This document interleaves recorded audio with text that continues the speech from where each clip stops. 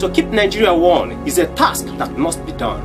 This was a statement of General Yakubu Gowon in 1967. This sentence he used to tag and justify his actions when he unleashed his mayhem against Biafrans, when he slaughtered more than 6 million of us. In one of his interviews, General Yakubu Gowon bragged so much about the war. Ojukwu, the gallant chap who said, "I will fight to the last man, and I will be the last one, that will fall."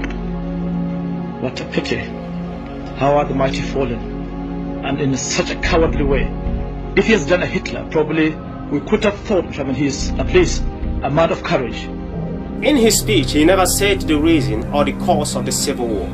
Neither did he say anything about his faults, mistakes, and crimes before the war, during the war, and after the war. It is a fact that General Yakubu Gowon must be answerable to every actions of his captains, his commanders, and the army in general, because he was the commander-in-chief of the armed forces of Nigeria when the war broke out. Asaba was devastated.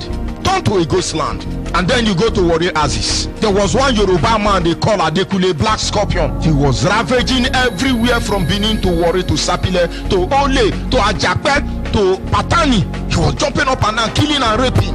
Late Buhari, he was in charge of Imo. They parabulate within Anambra Aziz, let's say from Control down to Umuapu in River State. He was in charge of Ebeda Aziz. He raped and slept with dead body. There is no kind of ritual or sacrifice they didn't make. Today, General Yakubu Gowon is speaking about the problem of Nigeria and how to solve it. Probably about more than 50 years he committed genocide against Biafrans. But let us solve our own problems ourselves. Let us not allow any outsider to come and interfere in what we're trying to do. We can find the solution to our problems, just as we did at the end during the Civil War, at the end of the Civil War. Gowon is saying that we should not allow outsiders to come and interfere in our affairs as Nigerians. But the question is, did Nigeria solve their problems without interference of the foreigners before the war was triggered under Gowon's administration? The Russians, the Egyptians, the British, the Arabians, and the rest of them. Why were they allowed to intrude into our matters on the issue of restructuring before and during the Biafran Nigerian Civil War?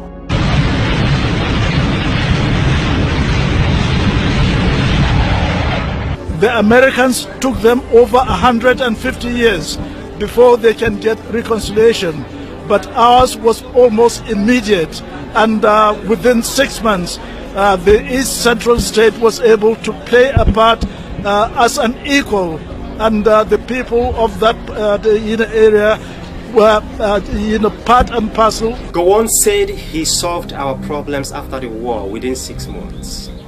Should I say that he's been affected by old age or what? Because the question to be asked is what really triggered the war and what is the reason for Biafran's agitation today? Has things not gotten worse that even his own people is now being massacred? Gowon, a man who fought for the unity of Nigeria, is now receiving a reward of his people being massacred. Is that not a shame and disgrace?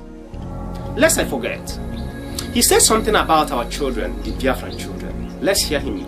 I will never wish to see Nigerians, especially children, suffer the sort of thing that they suffered during the Civil War. That was the request of those children in the East Central State. If you can reason with me about Gowon's statement, he does not want to see our children suffer what they suffered during the war. And what did our children truly suffer? And why did they suffer?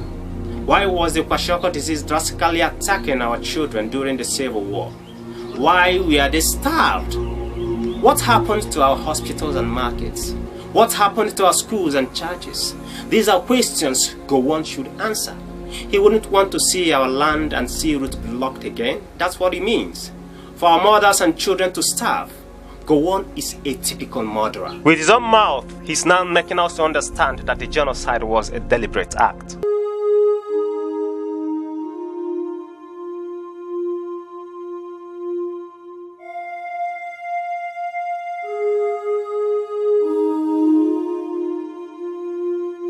Biafrans, friends of Biafra, lovers of freedom, Let me tell you, if we fail to remember our children, our mothers and heroes that died as a result of Gowon's wickedness and that of his foreign allies, it means that we are not different from him. We must remember our heroes, our fallen heroes. This coming 30th May 2019, all hail Biafra.